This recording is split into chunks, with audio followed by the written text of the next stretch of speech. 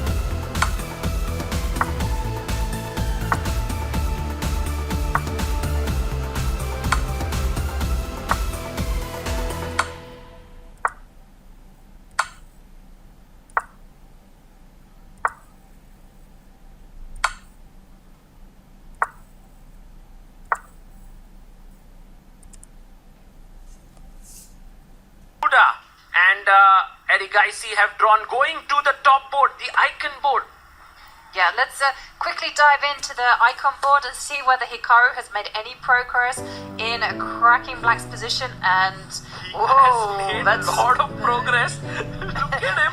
His pieces are so close to the Black King, but Vishy's King looks comfortable there. Well, yes and no, because I think on a practical level, this is absolutely fine for Black, but it looks so scary. And the King is running. Look at that, only 55 seconds for Vishy, and now 47 seconds. Hikaru has 1 minute 18 seconds. And he has to be very precise because White is threatening just to dive up with the Queen 2 squares, give a check. And Vishy says it's just a check. A check is not checkmate. And in comes... Look at how he pulled his king back. And oh my god, anything can happen here. Yeah, exactly. And Hikaru has to be careful because Black is threatening to take the pawn. Oh, he attacks this pawn here. And now Vishy can capture this pawn. This can go in any direction. 20 seconds for Vishy. Oh, or no, 26 seconds. Insane. It doesn't really matter, Saga. 26, 20 seconds is not a lot of time. I think this is going Hikaru's way. Even though Vishy's position is completely fine, he needs to chop off this pawn. It's so difficult. He makes the right move. But now, King is running. Oh my goodness. Oh my, where is the King gonna go? But and off it hides. 17 seconds. Yeah. Is he gonna look at him. He's moving his King up. There was a checkmate or not? No, it wasn't. It was equal. Yeah. Well, the rook moves up. Actually, very accurate play by Vishy Anand, but 43 seconds for Hikaru, 7 seconds for Vishy. Vishy's not gonna do it. I don't think he can survive this. Hikaru keeps giving checks. Vishy. And you see the hand shaking. 3 seconds. There are only 2 seconds left on the clock. Fantastic defense on the board from Vishy, but on the clock, it's just over. This is heartbreaking. Look at that. Look at Vishy.